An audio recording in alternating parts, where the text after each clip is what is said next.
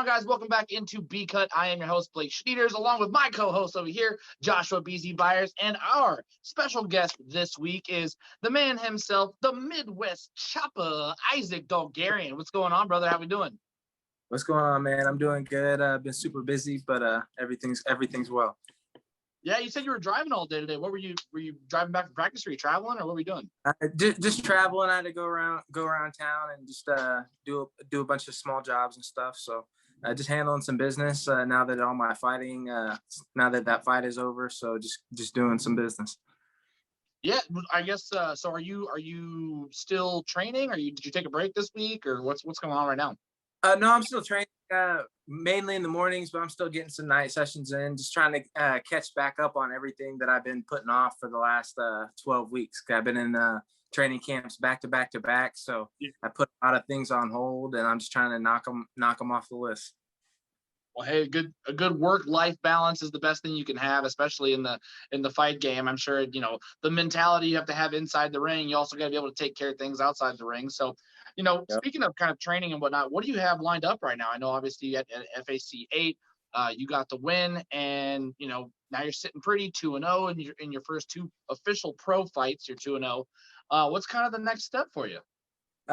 For me right now, I don't have any fights lined up. I'm considering taking one sometime this summer, but I really want to take some time to focus on getting better instead of being in the best shape I possibly can. So I'm kind of just playing it by ear right now. But you're gonna at least see me once more before the end of the year, possibly twice. Would it be the July 30th card, FAC 9? Is that what you're considering? Yeah. They asked me if I wanted to be on it. I mean, it's a possibility. I just got to get back in full time. But as soon as I do that, I might want to pull the trigger. Yeah, I mean, the main thing is you're 2-0. There's not a lot of 2-0 guys that are probably get asked for a lot of interviews and media and stuff like that, like you do. But you're 6-0 overall, and they're all first round finishes. 2 of them being a pro. How satisfied are you with your career to this point at 24 years old, 2-0, all finishes? How satisfied? Man, it's been amazing. Honestly, it's came fast. I started doing this probably 2 years ago, and I've been fighting. I've been one of the most active fighters on the roster for FAC, and man, I just been putting in all the work that's necessary, just laying the groundwork, the foundation for my future. Okay, yeah. And then your last fight, we'll go back to Marquise Moody. Was that the most adversity you have faced in a fight? I mean, you still got him out of there in the first round, but was that the most adversity you have faced in a fight so far? I mean, yeah, definitely in a fight for sure. Not in life, but in a fight, yes. I mean, the fight started out, I landed a beautiful head kick, and then I got hit a couple times, and just so happened that both punches, one hit me, his knuckle hit me right in the eye, and the other one, I caught a thumb that hooked me on the inside of my eye socket, so my eye swelled up real bad, and I was blind in both eyes during the fight. So, well, in one eye, the other eye was the typical eye poke.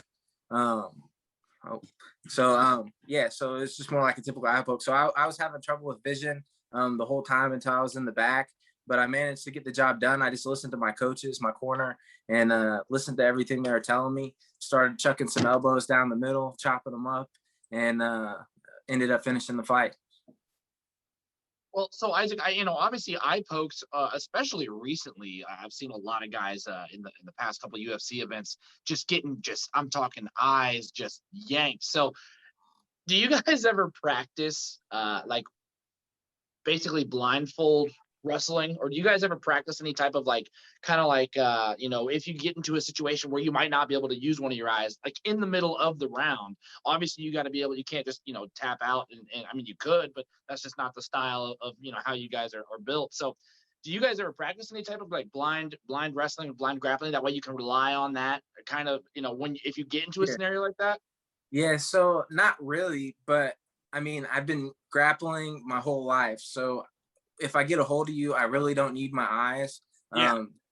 Kind kind of gives me more of a gauge of everything that's going on like around me. But I can feel all the opponent's movements if I'm touching them. Now, at one point in the fight, we were separated, so that was a little different. And something that really kept me calm was during sparring, when I do get a glove or a knuckle or something in my eye, I continue to spar with that eye compromised. So I mean, in the fight, it was a little different because one of my eyes I couldn't see at all, and one was more like the practice when you get poked in the eye type feel.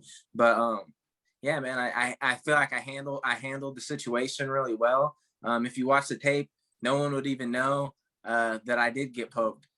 So I was at the fight and I didn't know you got. I couldn't tell at all you got poked. Yep. It was real fast. Normally it's pretty rare for it to happen in both eyes in a split second, but that's how it went down. And man, I just made the most of it. After the fight, I was kind of upset because I didn't know exactly how the fight went. I knew I won, obviously, first round with the submission, but I didn't realize like my transition at the end to finish the fight. I mean, it was a beautiful transition.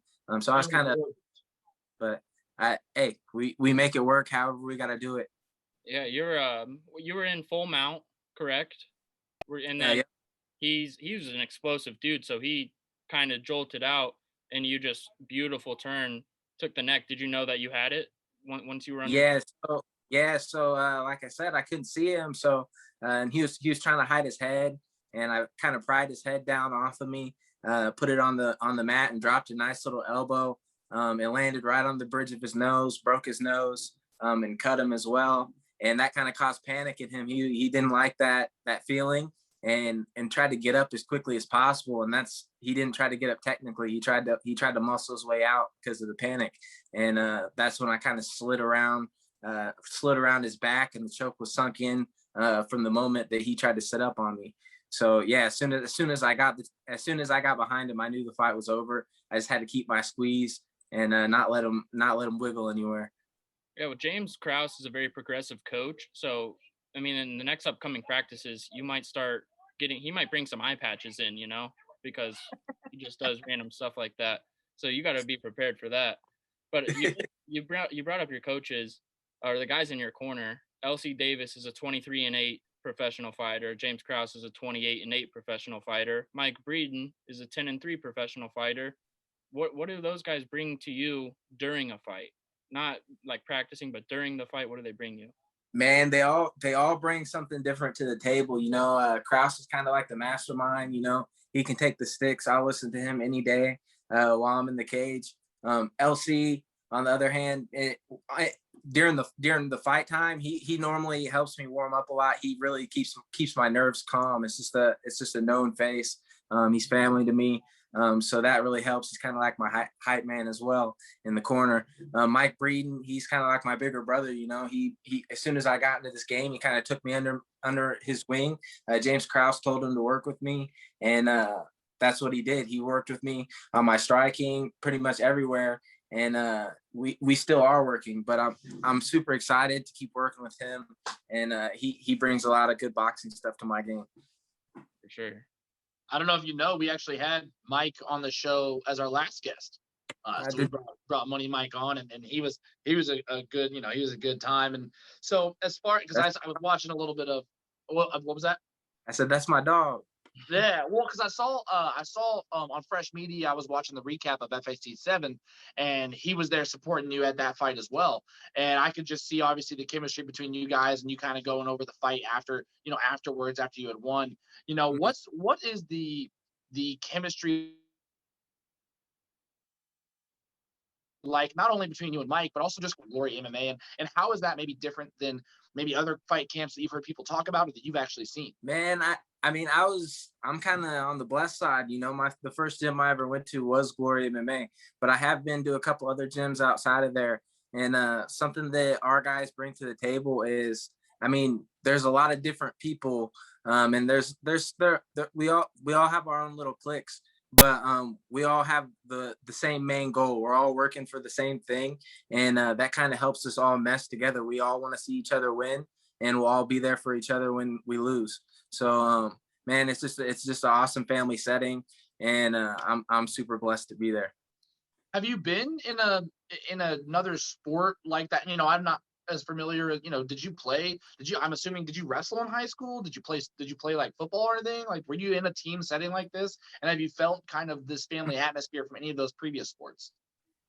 So yeah, I mean, growing up, I played soccer, football. I raced dirt bikes, and obviously I wrestled my whole life.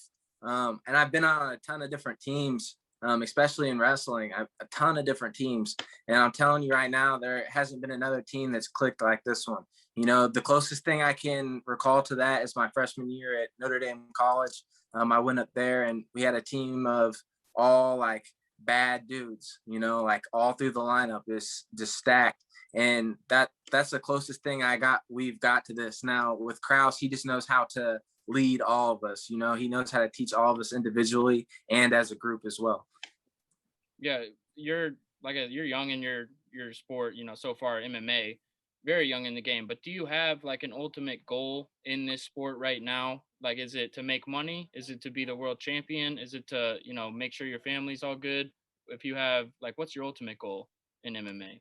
Man, I really think my ultimate goal, one, is I want to create a better life for myself. Actually today I drove past my childhood home, while I was out driving around, and it's just this dilapidated, like small, like 300 square foot house, just beat up, and I came from that to the lifestyle I'm living now, and I want even more. So I want to change my life and have some financial freedom, get to do the fun things, travel the world, and do all the fun things normal people get to do. But I also want to prove what I can do while I have the opportunity, while I have this youth to really push myself and see what I'm made of. So I mean, my ultimate goal is obviously to be a world champion. At least I want to hold that strap once. And I don't know what the future holds for me, but if I could touch that once, I feel like my family and myself would be super proud of that. Should we be proud of that? You're in Kansas. So, Mike, as far as a lot of the training goes, like Josh had already mentioned, and like we've seen, you're a first round guy. I mean, you're getting out there, you're putting the hurt to him in the first round. You haven't gotten to the second round yet. One, obviously that's great, but is there a part of you that is, kind of wanting to go a little farther so you get that durability experience, so you get that second round experience, or possibly even a third round experience? And is that something that, obviously is officially, or it will eventually come? So, is it something that you're kind of bittersweet about, or are you like, hey man, however the job gets done, I don't care how fast it happens?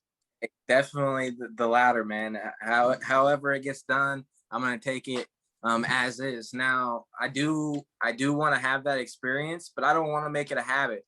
I want to fight the better guys, and there will be a guy that comes around that will test me and he will push me, and I'll embrace that time. But right now, the guys I fought, they just haven't. They're not bad fighters, but they're just not accustomed to the level of violence that I can bring to the sport. Yeah, you're a friendly guy, and like overall, and you see fighters, they have the mentality like, they want to hit you in the face, they want to hurt you.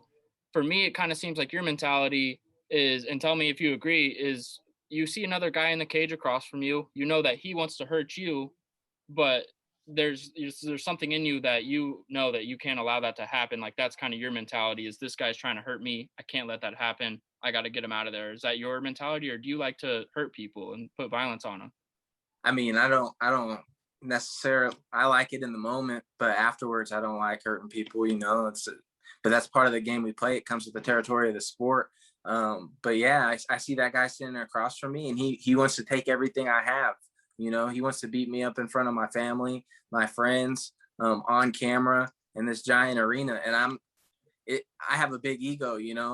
It's going to be hard to do that to me. You're going to have to put me out cold or just be better on that night, because I'm going to be a gamer, and I'm not going to let that happen to the best of my ability.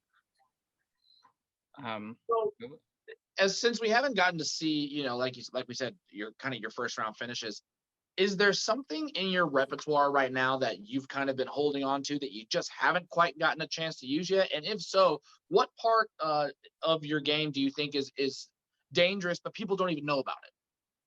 Man, obviously, I all my fights have been in the first round, so like I haven't got to show a quarter of my tools. You know, I have a deep toolbox, and it's getting deeper by the day. So really, it's just sharpening all those tools, and eventually the time will come to use them. You know, that like I said, there's gonna be a person that brings it out of me, and I'll embrace the moment. But for now, you know, I've showed like 25% of my skills. I'm great off my back. It's hard to hold me down. I'm great on top, not only in mount but in any position. I can float on you no matter where you turn. I can be steps ahead. And in the striking department, I'm right there with anybody. I feel like you know, there's a few things I can sharpen up, a few things I can fix, as with anyone. But as soon as we fix those, you know, we're gonna be golden and learn after every fight. Yeah, I got my hard hitter for you right now, Isaac. I've never asked you this before. What's up? You've only fought in FAC, and we've seen guys go from FAC straight into the UFC. Have you ever thought about adding maybe a travel aspect to your camp and going to a different promotion such as LFA or Fury Fighting, Cage Fury in even if it's in Kansas, or Cage Furies in Philadelphia? Have you ever discussed? Has anyone discussed with you about maybe doing another promotion, or are you straight FAC to UFC right now, or have you even thought about it? So I actually tried to take a couple fights for LFA that were short notice a while back, but they just didn't really pan out. So right now I fought for FAC pretty much the whole time, and I love the promotion. I love the way they have the UFC Fight Pass cameras on us, and just the whole process there is one of the closest you can get to that big stage. So, you know, I'm okay with fighting there. The fans seem to love me there. That arena loves me. So, you know, I'll keep fighting there. Whatever it takes, you know, it doesn't matter to me, just whatever it takes. Okay, that was my hard hitter right there. It was funny when the first FAC that I went to that I saw you fight on, I didn't realize, I must have like gone to the bathroom and then came back, and so I didn't realize that you were the next guy up. Mhm. And so these guys down in front of me, all of a sudden you come walking out of the tunnel, and these guys are sitting down in front of me, lose their shit. I mean, they are like, oh, and they start turning around. They're like, I'm taking bets. I bet $100 right now that this guy's got the win. This guy's got the win. And all of a sudden I'm like looking, and I like look back up at the screen. I'm like, oh, this is, I was like, oh, I thought somebody else was coming out to fight. I was just coming out to fight. And I was like, so I don't know if they knew, I don't know if they were just big fans, but you had a group of like 10 dudes just losing their shit in the stands. So, you know, like you said, this is the closest thing at the moment with the cameras and the promotion and the stadium that you get to kind of be at the UFC. What's it like to kind of know that you actually do have a true fan base, and you're not just kind of fighting one off, you know, and not really bringing any attention, but you actually do have a nice fan base? Dude, yeah, no, it's pretty crazy. You know, I never would have thought that many people would want to watch me fight. And like I said before, I feel blessed for the opportunity that I have. I love talking to all my fans after the fights. You know, just see their face lit up. No matter, I feel like they'll be my fans whether I win or lose. You know, these guys, a lot of them, a lot of people that come to my fights, they've known me, they've watched me grow up from a younger kid to, or a high schooler to now. It's been a long journey for me, and I feel like a lot of them have seen the roller coaster that I've been on, and they really appreciate the show that I put on for them. You know. We appreciate it. I think I've watched you fight 4 times, and the first one was at 170, and so that was instantly, and that was an amateur day, so I was impressed right there. And then I guess my next question is, you're signed to an agency, Iridium Sports Agency. Not a lot of 2-0 guys are signed to an agency like that. We talk to a lot of their guys. What do they do to make your life a little easier as a low-level pro? Man, they signed me when I was still an amateur. I mean, it was pretty crazy to even be having talks with people like that. You know, I see Jason House from Iridium. He's breaking bread with Kraus, and all these high level fighters are over at his house all the time. I'm like, oh, these guys are talking to me, man. I must not be that far away, you know. And that's when I was an amateur. So I know those guys see potential in me, so they take really good care of me. They hook me up with a ton of sponsors. I'm sponsored by like So Right. Eat to Evolve is another one of my sponsors through them. All these people, they just make it so much easier for me to go about my day. Like Evolve, they have the home cooked meals, or pre-cooked meals, I should say, that are delivered to my house. So Right, I have all their equipment, all their CBD products and all that. That's all that stuff really helps, man, because I'm always on the go. I'm always hurting. I always need food, so they definitely really good care of me. Yeah, those Evolve meals look kind of good, low key. They actually are. Yeah, they actually are. I like to cook a lot myself. So, but when I started eating those, they're good for what they are, Do you have a favorite style of food to make, or you just like cooking anything all across the board? I cook anything across the board. One of my favorite types of food is like Italian. Hell yeah. I'm a pretty badass cereal maker. I make the best cereal this side of the Mississippi. So I mean, if you're ever looking for a good bowl of Lucky Charms, you know where to find me. So Hey, let's go. Josh, you make pita over there? Hell no. What? I don't make mac and cheese. I don't cook nothing, bro. Ooh, I don't make yeah. nothing. I go out and eat. Josh has a personal chef. It's called the Microwave. Yeah, microwave gang. Chef Mike. Man, before we get into our like final 4 questions that are just gonna be stupid and funny and stuff, you have a wrestling camp coming up, right? Is that correct? Yeah. Why should Go ahead. Why should low-level wrestlers come to your camp? Why should they come learn from Isaac Dulgarian? They should definitely learn from me. I have some of the best stats coming out of Kansas. It's hard to argue that I'm not the best wrestler to come out of Kansas. If you look at the record book, I have the most takedowns, most career team points, most pins. So I have a lot of knowledge that I bring to the game. I've wrestled my whole life. I've learned from some of the best coaches in the world, and I'm excited to drop some knowledge and pull some things out of my bag of tricks for this camp. So if you're a young wrestler watching this, you definitely should be in Pittsburgh, Kansas, June 3rd and 4th to come out to my camp. Oh, yeah. There you go. Shout out and a nice little plug for yourself. That's awesome. Yeah. You have the most takedowns, and you have the second most takedowns, and you have the third most takedowns too, right? Yeah. Yeah. And I have the career takedowns as well. I believe it's 1,248. Now the closest person to me is like in the 780s. So I have almost like 400 more takedowns than them, which is one of my records of season takedowns is like 401. So I got a long way to go. I don't think anyone's breaking that record unless it's from my bloodline. Oh yeah. Blake, did you so before we get into the hard ones, I wanted to, you had mentioned a couple different times throughout this interview, just kind of overcoming adversity. So since you've kind of undertaken this career path, not everybody gets to wake up for their job and go fight somebody. You know what I mean? Like that's got to be something to weirdly mentally prep for. So what's been some of the, if not the biggest struggle for you in taking on this career choice? Man, a lot of people think that it's all sunshine and rainbows, man. The first thing I do when I wake up is I go to the gym and beat up my friends.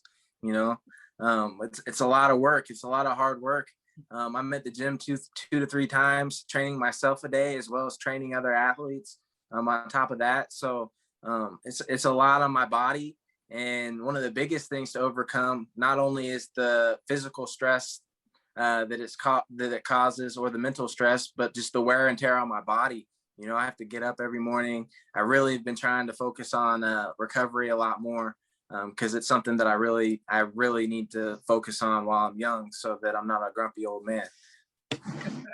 That is important. You don't want to be a curmudgeon when you get older in life, especially after taking some beatings like you definitely have. So I think this is usually the portion of the section we've done this with all the fighters that we've interviewed. Just rattling off some random ones. So the first one I've got for you is, do you have a girlfriend by any chance, or do you have a wife? No. Neither. Okay, perfect. You got a hot date, right? Let's say you maybe met her off Tinder, or maybe you got Hinge or something, all right? You're in the kitchen whipping something up for the first date. What is a great first date meal that you're trying to impress the lady with? Go. Probably like a chicken parm, something like that. Okay. No glass of wine, no details to that. Come on. Oh, come on, bro. Yeah, some chicken parm, maybe some wine. Just a nice classic Italian dinner. There we go. A little Sinatra in the background, maybe. Yeah. Put on a record. Let's go. There we go. There we go. You make a lot of homemade stuff. You make honey. You make chocolate. You make peppers. You make I'm missing candles. You make candles. What are when did you start these hobbies? Why do you like doing that so much? This homemade stuff. Man, I'm a fighter, so like I spend most of my time at the gym, so it's kind of just like some side hustles, but it's just some stuff that I kind of enjoy doing. It takes my mind off all the fighting, off all the violence, and it's just something that normal people do. So just stuff that piqued my interest, and I kind of got into and taught myself how to do. Yeah, I was gonna tell Blake he needs to get an Isaac candle for his girlfriend. She's a big candle head. I'll buy an Isaac candle right now. He said, "Let's go." Do you have any? Wait till the fall. I'll have some more.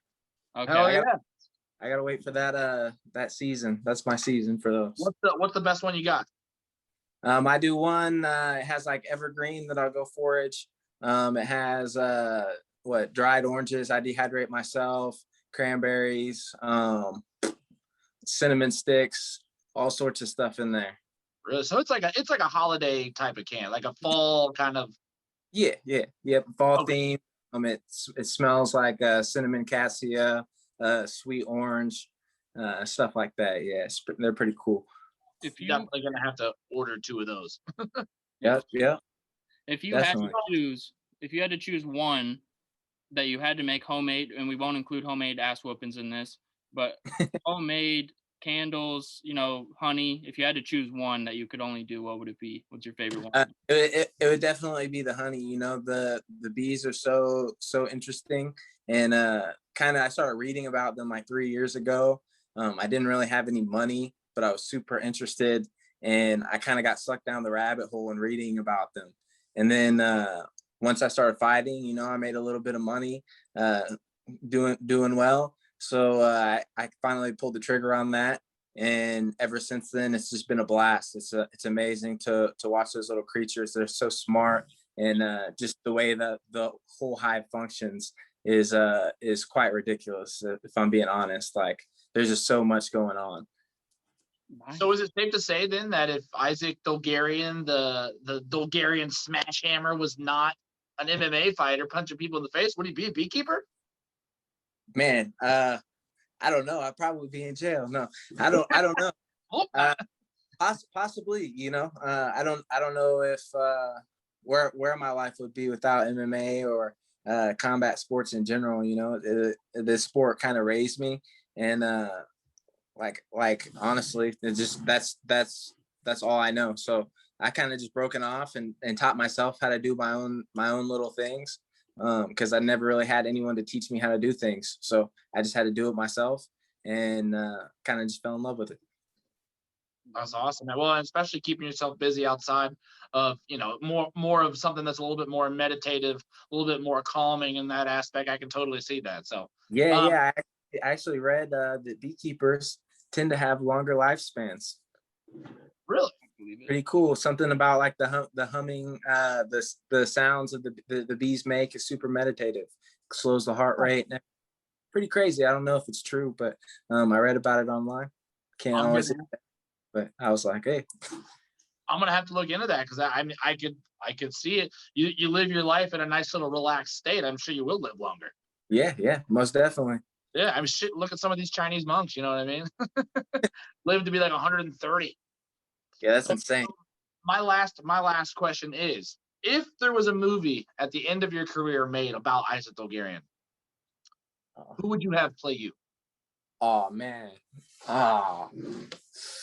Shoot, you're going to put me on the spot like that. I am. Yeah.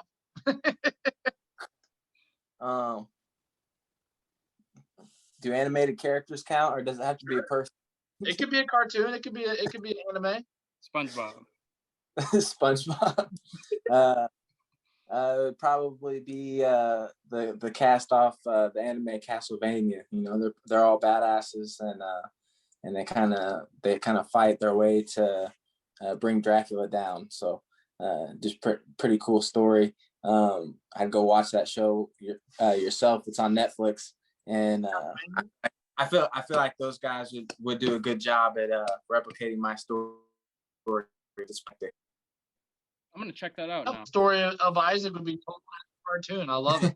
That's the first cartoon answer we've had to one of those Man, questions. I don't watch a lot of, I mean I watch some stuff, but I don't know half those actors and stuff. I don't even know them. So yeah, I know a lot of MMA fighters. I don't know a lot of actors. All right, my final one, Isaac, and this is my last question. Once you're, maybe once you make it big, you got some money, who are you going to shoot your shot with? Who's your celebrity crush? Who do you have one? Man, Alicia Keys, holler at me. Hey, it's a good one. There we go. I love me some Alicia Keys. Let's go. Well, Isaac, I appreciate you taking the time out of your day, man. You've been an awesome interview. Thank you so much for joining us. Any last things you want to say to the fans, and just kind of what to watch for? Man, just follow me closely. You know, we'll have a lot of content dropping here soon. I'm gonna have a good summer. Do a lot of jet skiing, lots of fun stuff.